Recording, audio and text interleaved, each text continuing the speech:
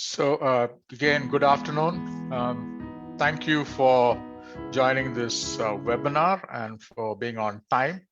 I think it's only fair, since you joined on time, that I start this webinar.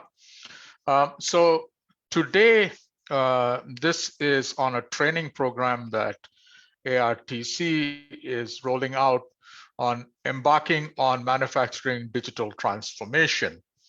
It is actually two courses, separate courses, but for the reason it is in that format, although it is finally embarking on manufacturing digital transformation, is the fact that organizations and individuals could come up with three distinct areas where they're interested. One, if they're only interested in knowing where they are on a digital journey, that is, if I can put it that way, a snapshot of where they are with respect to what they have, or if an individual wants to look at a company and understand where that company is as of today on the digital transformation, then the assessment through the Siri framework, and this is an introduction to that course.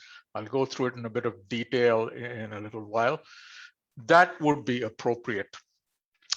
The second group will be companies that, or individuals looking at other companies who are clear on where they are currently with their digital footprint, and now want to move or embark on an improvement in their digital footprint to the next level. In that scenario, they could then, having known already where they are, move to the second course, which is the transformation using the LEAD framework. And LEAD stands for Learn, Evaluate, Architect, and Deliver. That's what LEAD stands for. It's also part of the EDB Siri framework, but this is used for charting the journey once you know where you are and be where you want to be. And then the third group is organizations or individuals looking at organizations who do not know what their current digital footprint is, but also want to know where they are today and want to embark on a journey from, let's say, point A, where they are today, after having understood that, to point B, somewhere on a higher scale in terms of digitalization and how they would go through it. So there are three distinct groups that could benefit from these, and that is why the courses are split into two. One is the assessment through Siri, and the second is the transformation. So as you can see, the keywords, first is assessment, second is transformation. And I will then show you some practical examples. I am the program manager for the Model Factory at ARTC, and I'll come to ARTC in a second, where we've actually physically put in place not only the concepts, but actually can demonstrate with physical assets the transformation from a one level of digitalization, or in some cases no digitalization at all, to some level of digitalization. And we'll end it with a Q&A session where we'll be able to answer. This is general blah blah about me, but I have the mask on, so you can't see, but the photo shows that I have a white beard. So I have quite a bit of industry experience. And the last 4 years has been primarily with transforming some of our R&D work into shop floor physical demonstrators. So ARTC stands for the Advanced Remanufacturing and Technology Center. And what we do with this is what is referred to in R&D as translational research, meaning from the basic research to be able to translate that into usable deliverables for companies. So we are set up as a consortium model, meaning that while we are part of the A*STAR, the Agency for Science, Technology and Research. We are a research institute within that, so we are public, but we have a private partnership, meaning that we have consortium members. At the moment, it's 85 companies that are part of the ARTC ecosystem. And as you can see, it starts with R&D in terms of the conceptualization of technologies or cutting edge technologies, you want to call it that derive based on both needs and solution and providing solutions. So it always starts with a need. Someone needs something. What is the state of art that exists, and can it be translated into actual use? There is a concept called technology readiness level invented by NASA. So 1, 2, 3 is basically basic research. 7, 8, 9 is basically ready to go. That means it's tried, tested, and can be implemented. And it's the in-between where you take state of the art and do the demonstrations of proof of concept, as it's called, that we do to showcase to industry that it is worth looking into, or it is possible to actually do this. There are, of course, the financial metrics that would decide that, but this is the part of it. So we do basically what we call core projects, which are joint projects, which are industry level, but we also do bespoke for our consortium members, which is one-to-one and is confidential. But what you see at the bottom is what matters. So the idea is to accelerate technology deployment, and deployment is a critical word for us, meaning that it actually results in a value proposition and benefits to companies. We do have, being a research institute under the A*STAR umbrella, physical equipment here in ARTC, but also access to physical equipment in our sister organizations. So, for example, Simtech has quite a bit of technology and equipment, which we can work with them as well in advanced manufacturing, and that is our core area.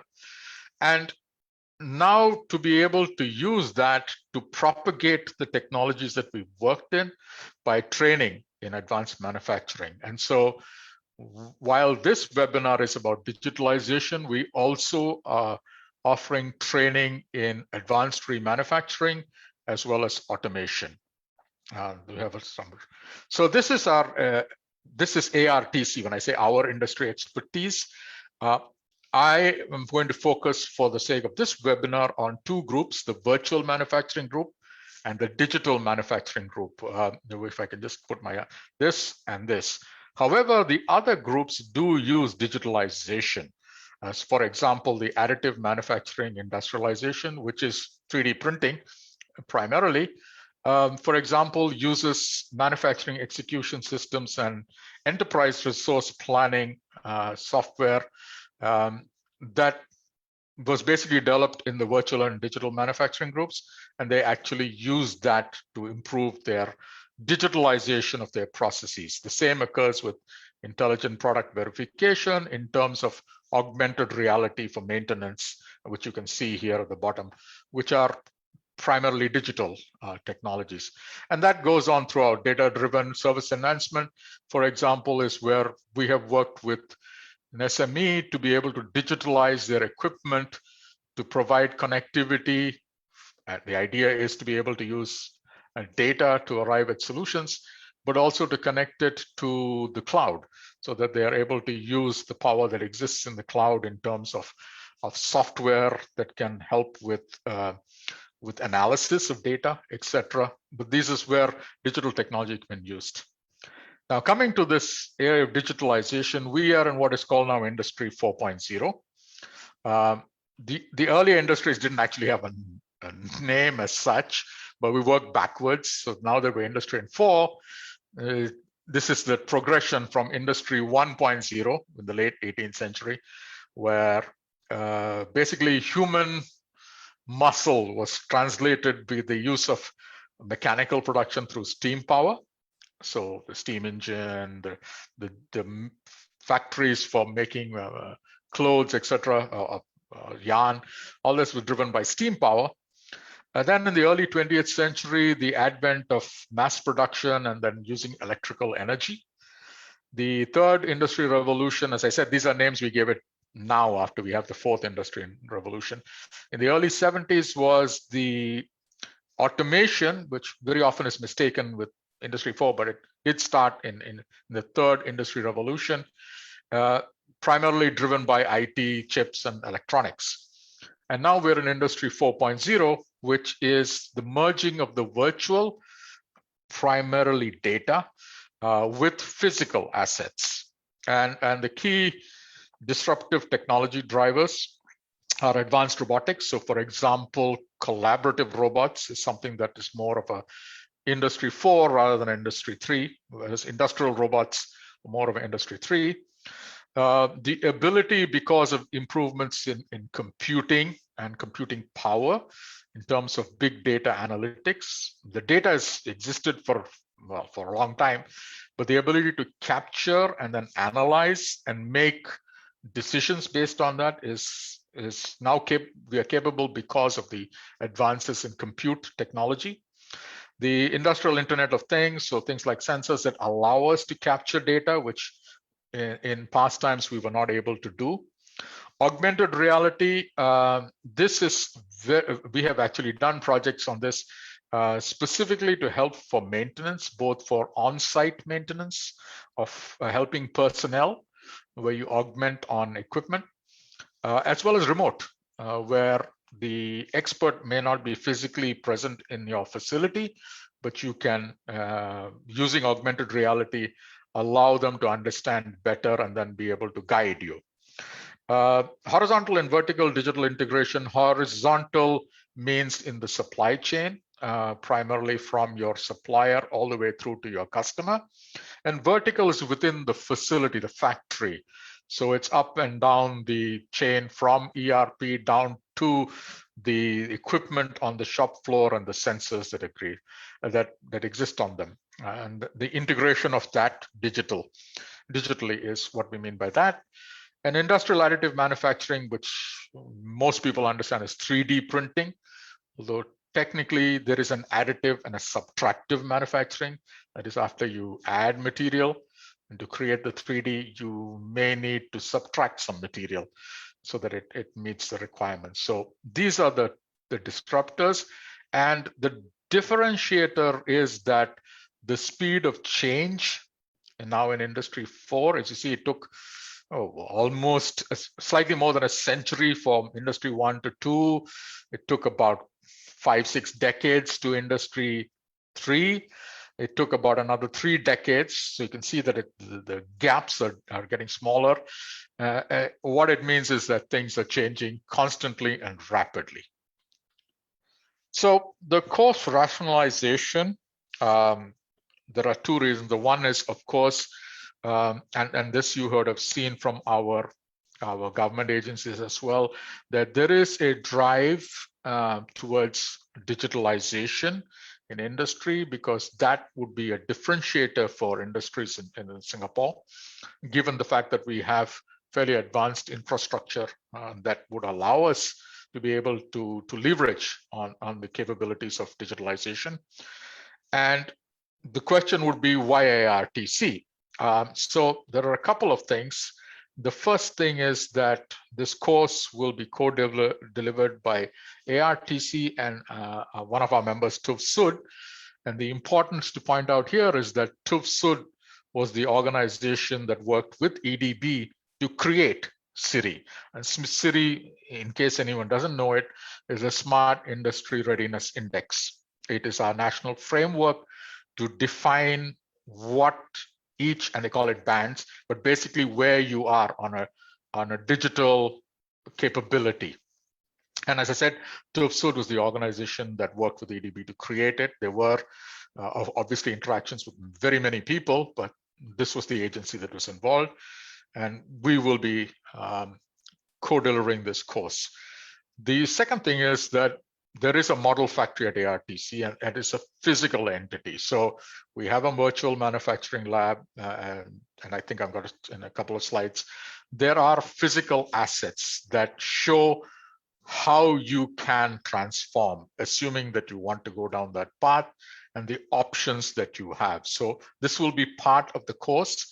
I believe this is a differentiator from a pure, let's present slides. We'll actually show you physical equipment that demonstrates the digital transformation options that you have.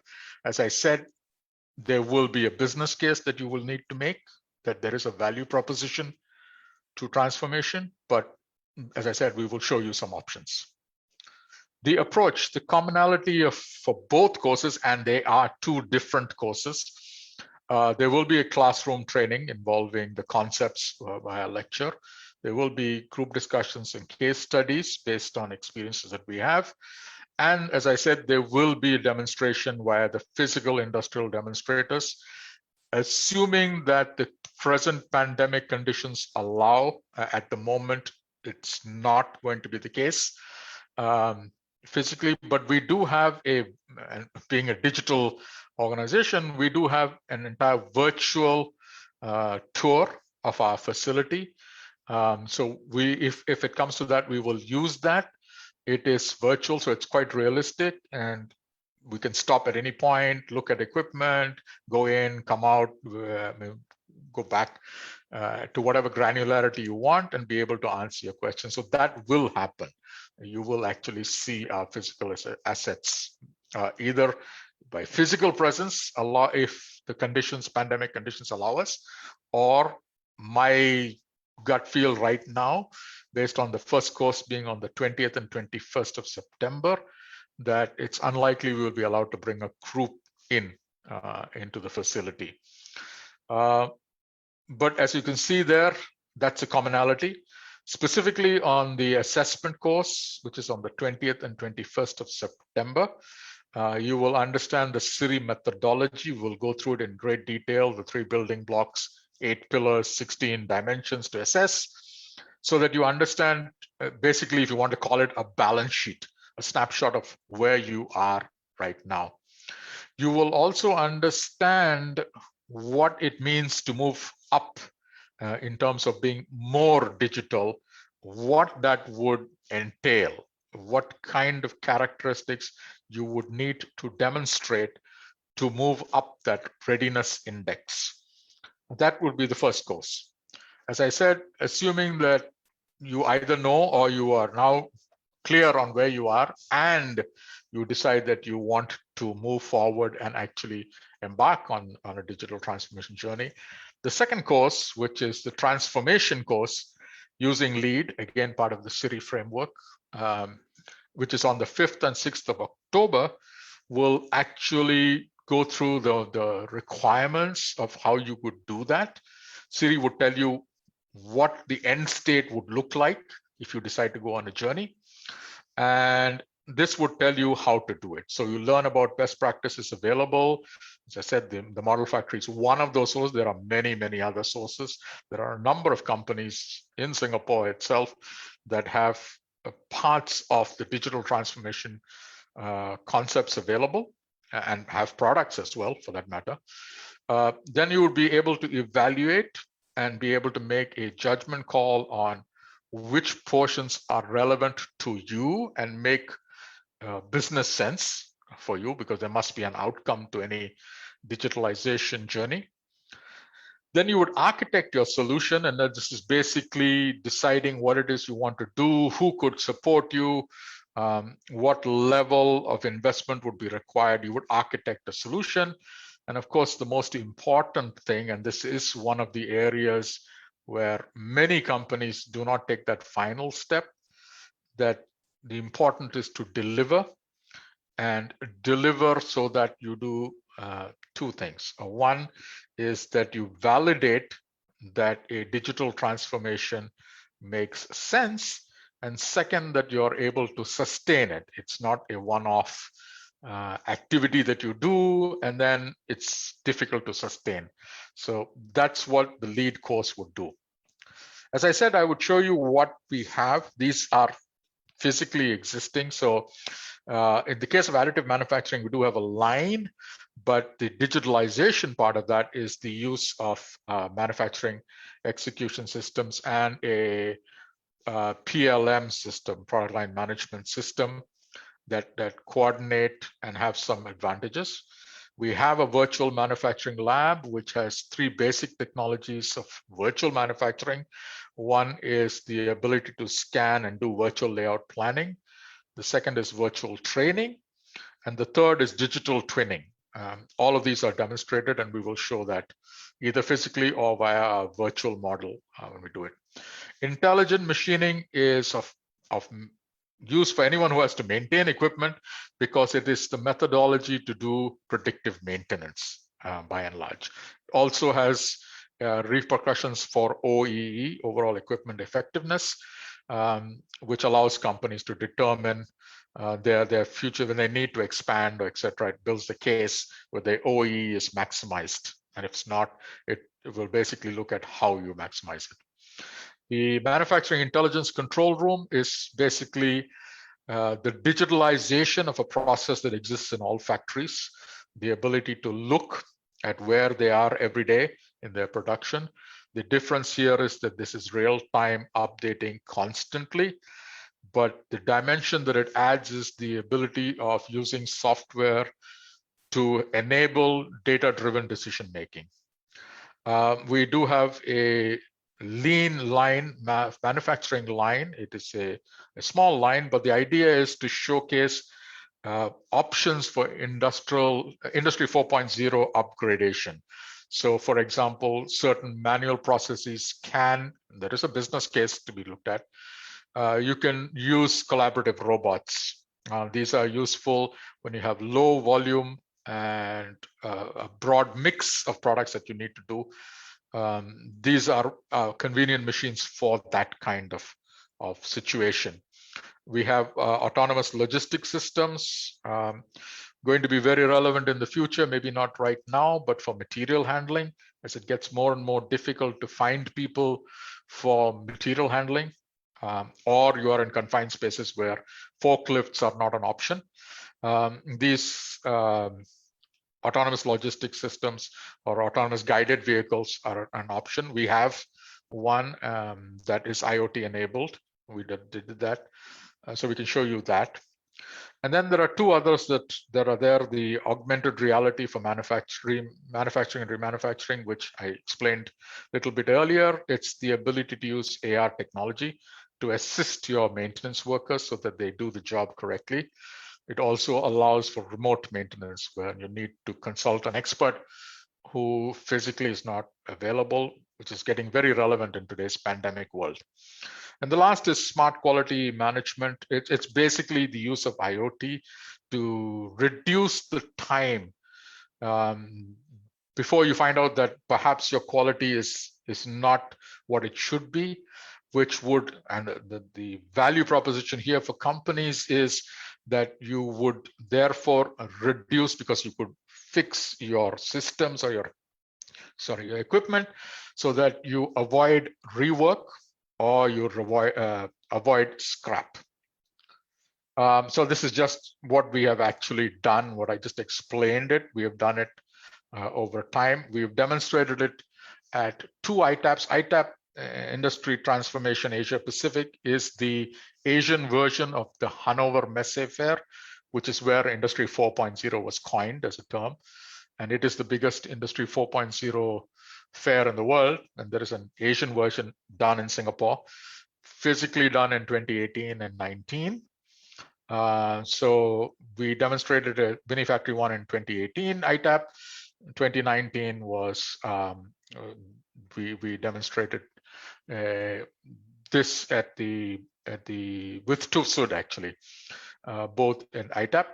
2020 obviously has been virtual, and so will 2021.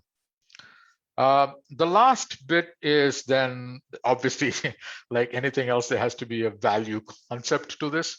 So these are the course fees, and that you can see the full course fee for international participant, including GST, is 1,070, which means obviously the pre-GST fee is $1,000. However, if you are a Singapore citizen or a Singapore permanent resident, These courses are funded and supported by Skills Future Singapore, SSG. So it would be 321. If you are a Singapore citizen who is 40 years or older, like I am, then it actually comes down to 10%. It's down to $121. And that is also true for SMEs, where they would, if they sponsor and send you, it would be the same fare. The last thing that I want to point out, which is not here, but if you are an individual participant, you can use your Skills Future credit, which is, if you're below 40, I think it's $500. And if you're above 40, it's an additional $500. So it's about $1,000. So you can use your Skills Future credit if you are an individual participant to cover the cost of this training.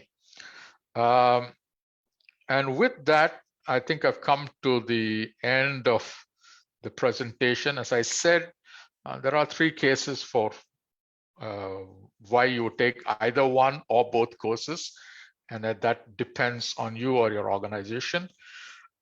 If any of you are with companies that may be hesitant to disclose information or would want to go into deeper depth, how can that be?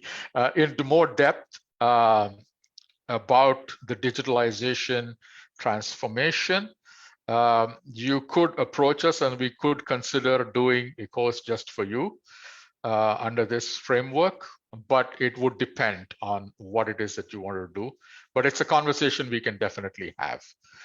So if those of you who are on this call, and if you are from companies that might want to do for 5 or 6 of your staff something that's very specific to your company, within the basic contours of this course, we could discuss that. So with that, Tom, I think there are a couple of other, before we go into the Q&A, there's a couple of other things. Tom's my colleague from the Knowledge Transfer Office. So go ahead, Tom. Yeah, I think I just wanted to highlight that for Singaporeans who have Skills Futures credits, you are free to use your credits to offset the training further. And of course, this is for individual registered participants. So effectively, you could be paying 0 if you use your Skills Futures credit. Yeah, thanks. So as I said, you've got a little bit of time. Let me explain a little bit about the physical, and I said we'd talk about the ARTC Model Factory. As I said, these are physical demonstrators based on work that we've done. So for example, if I can just explain how it works. So you get an order. So when that order comes in, it goes in to your system. The first thing that you need to do is scheduling. So there are plenty of scheduling software out there.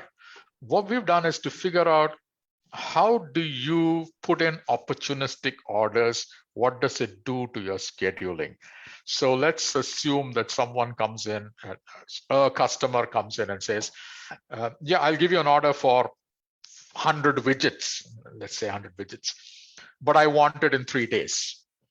So then you should have the flexibility in the scheduling software to be able to reschedule without impacting other customers. So no one should walk away, but it would tell you the scenarios of what that would involve. But now let's assume that we're in steady state, we have an order. Then the question is, how do you connect it to your manufacturing execution systems, which then pulls the orders, sends it down, but make sure it pulls the right documentation, the right bill of materials, etc. So this is the digital thread that we have actually demonstrated. So the order, work order, goes to the machine. The operator can then pull the SOP for that of what needs to be done.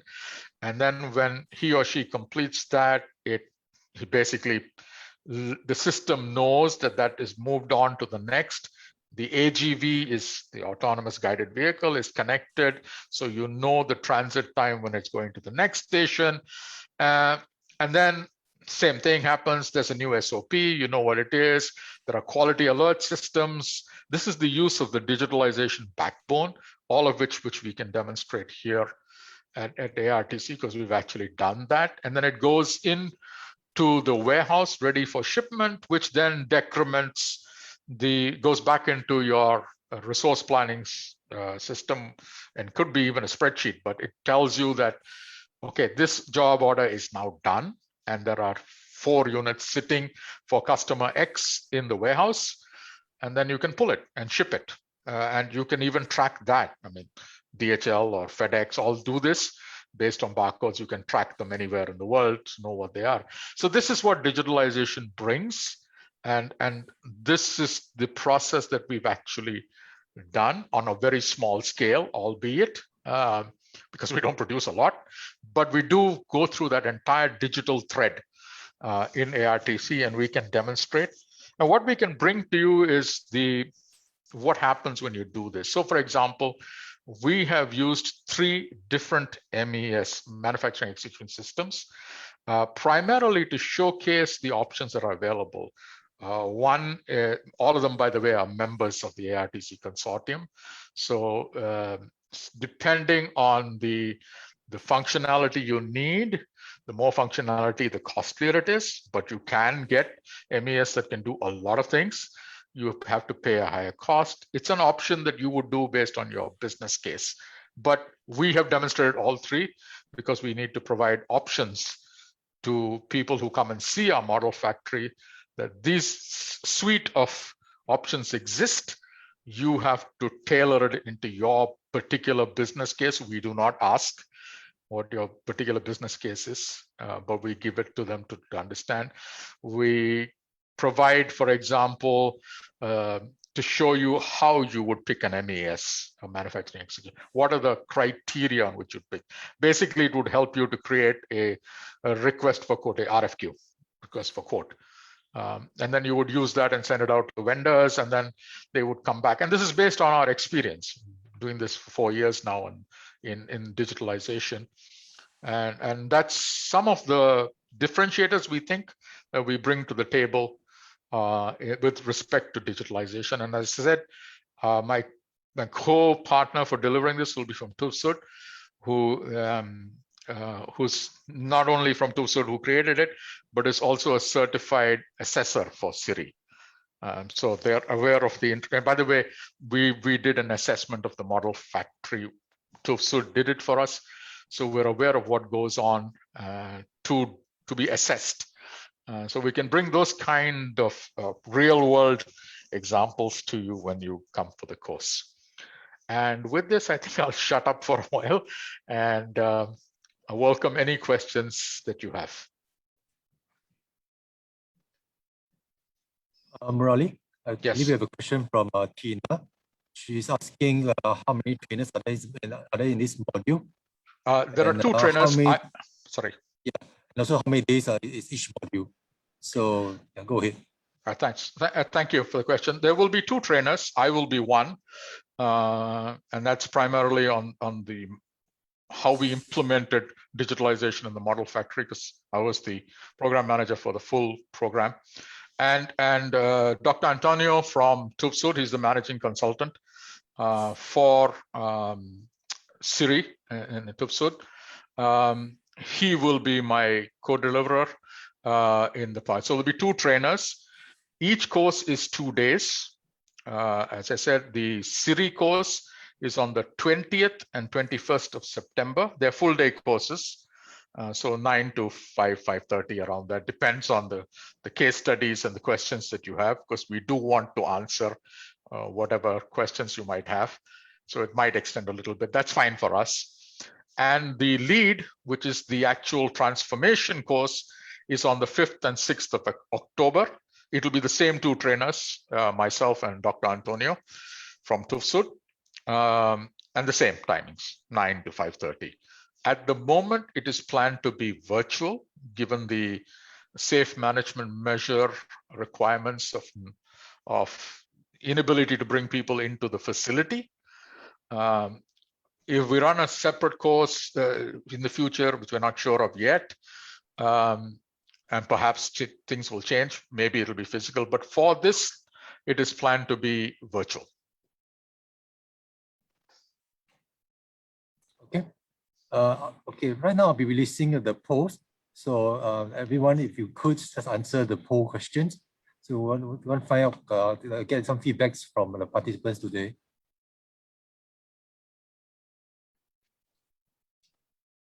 Murali, there's another question asking if the framework is based on real life case studies.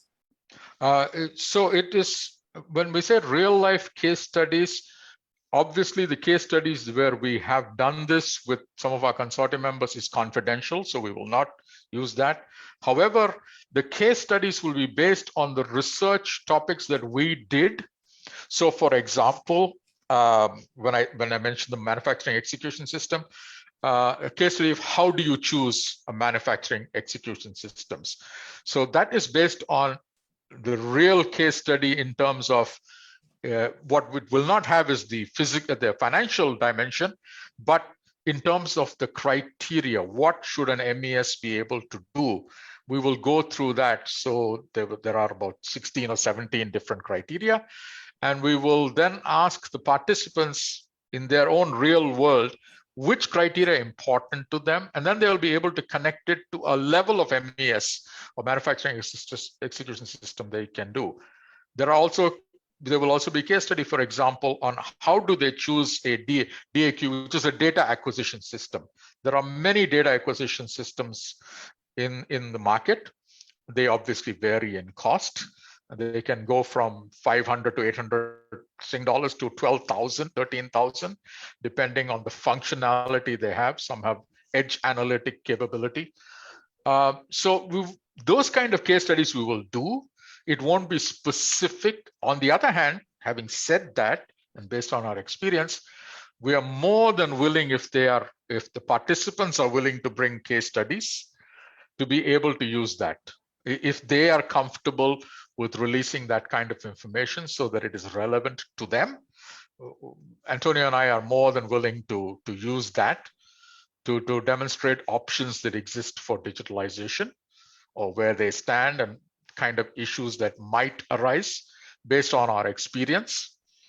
We're more than willing to do that, but the case studies will be generic because we are not at a liberty to share information that we take in full confidentiality from our members or our clients. Thank you, Murali.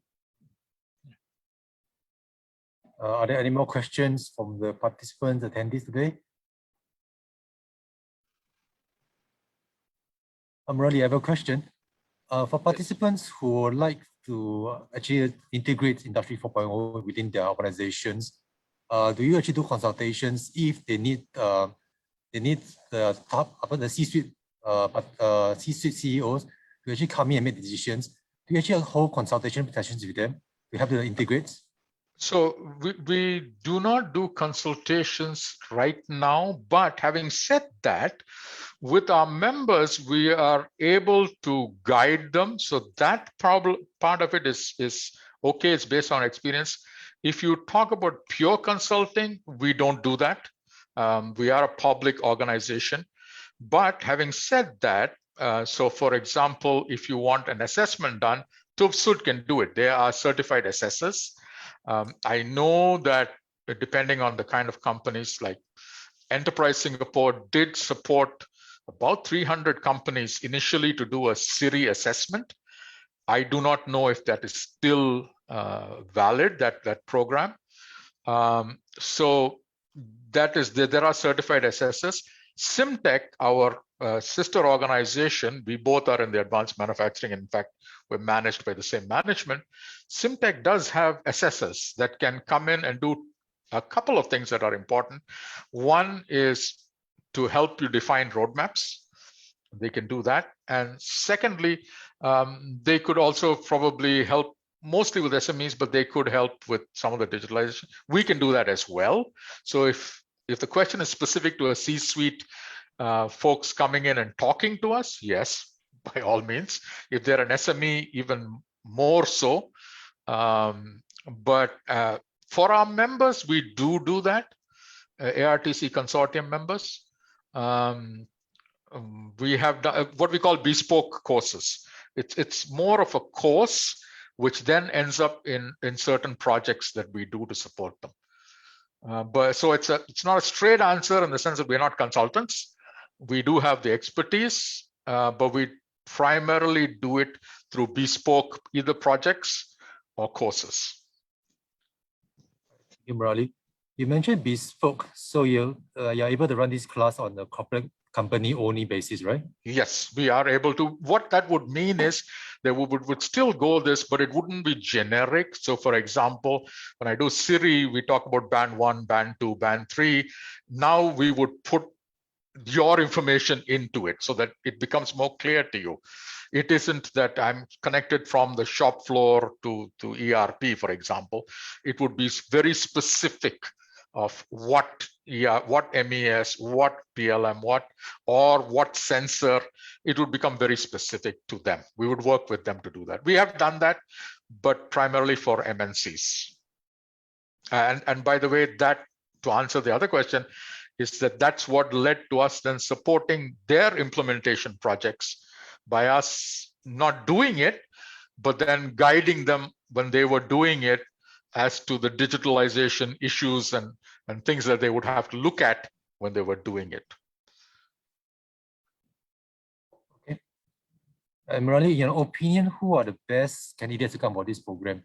At which level should people be coming for this program? Should it be the shop managers, or at which level should be looking at? What are the intended audience? So there are two levels. It depends on which course you're coming for. If you're coming for the lead course, this means the company has decided to move towards digital transformation. In that case, it should be the two groups.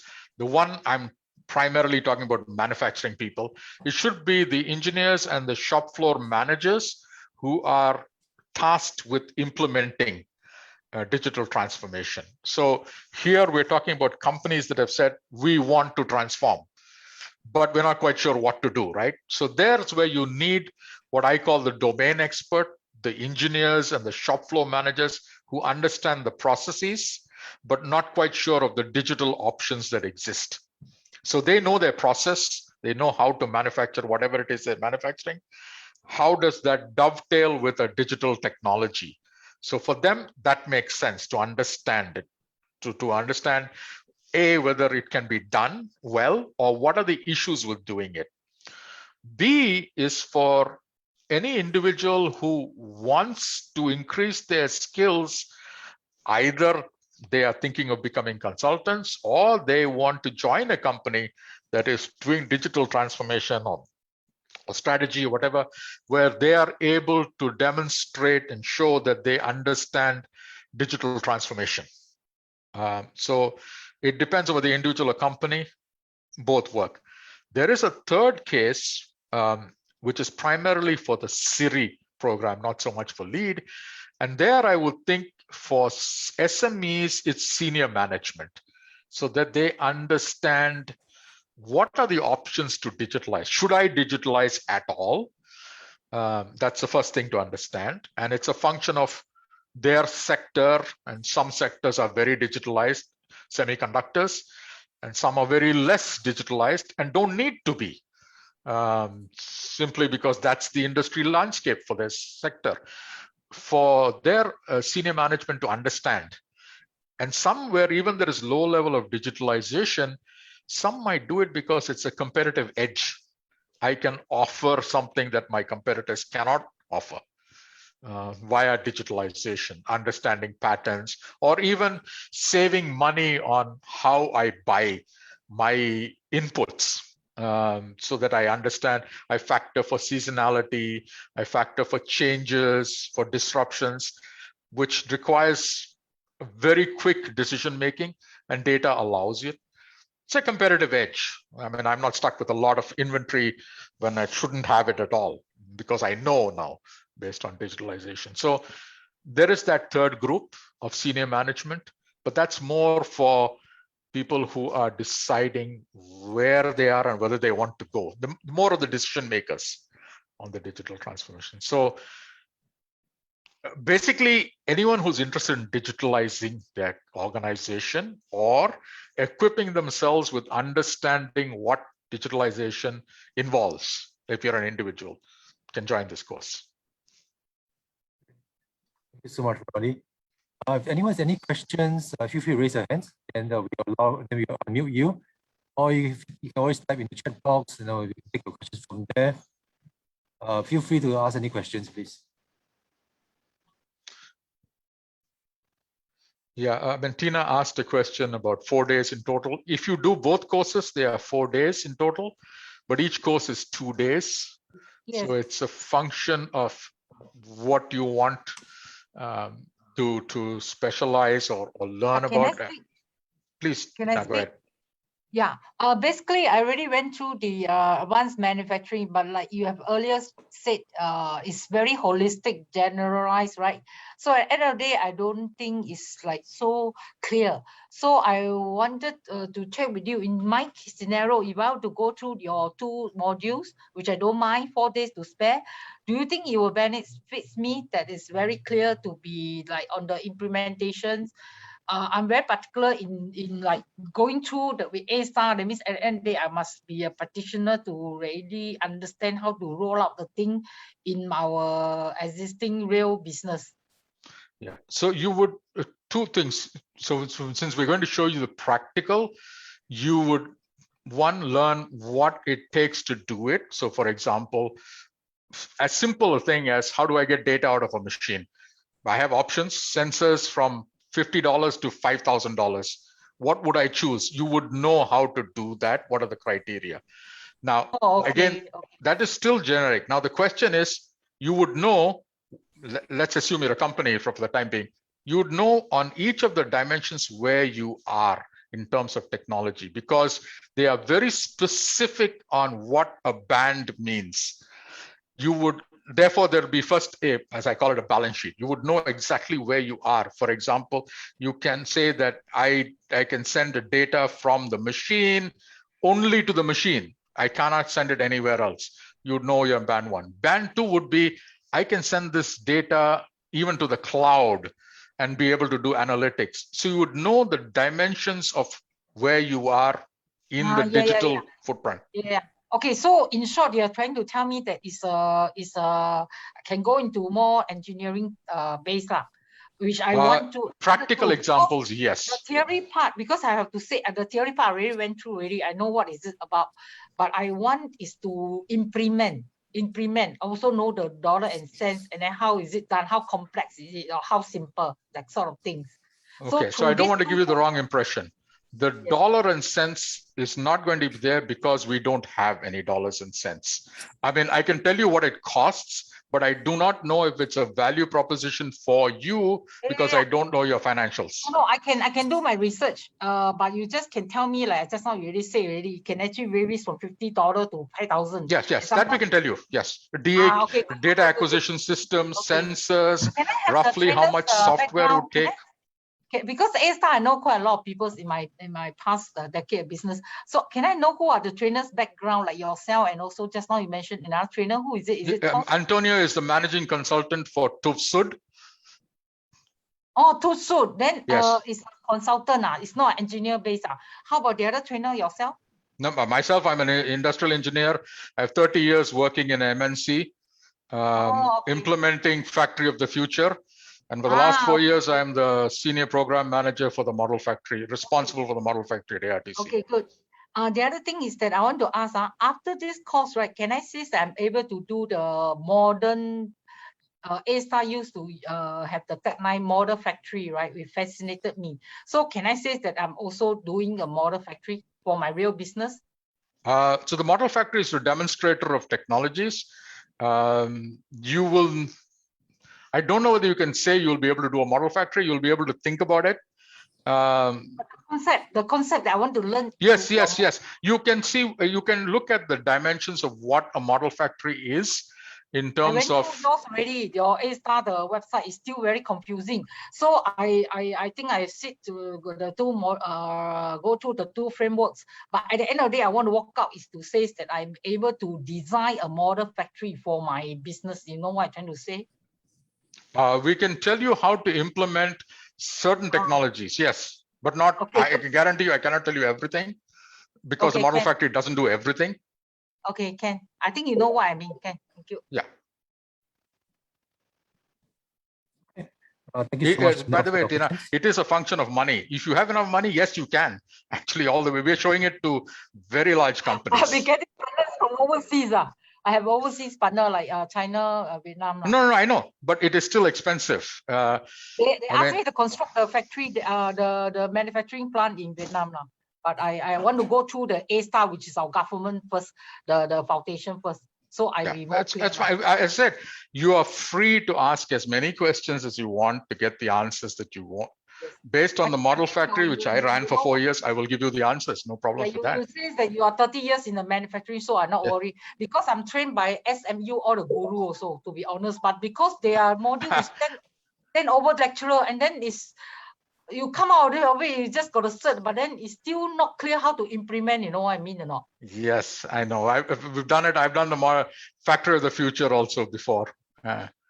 So I want to be trained by A-Star all the years, but I don't have opportunity. But I think this time I'll quickly grab the opportunity. You're welcome. And if you, as you said, you're looking at doing it as a company.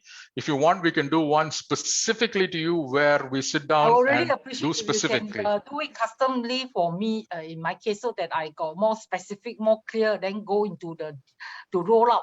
Yeah, that's fine. That's fine. No problems. Okay, thanks. I will sign up the 2 courses then in this case. Thank you.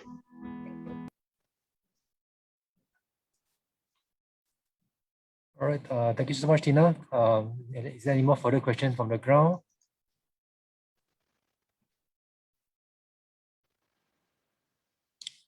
No? Okay. I think our time is almost up also.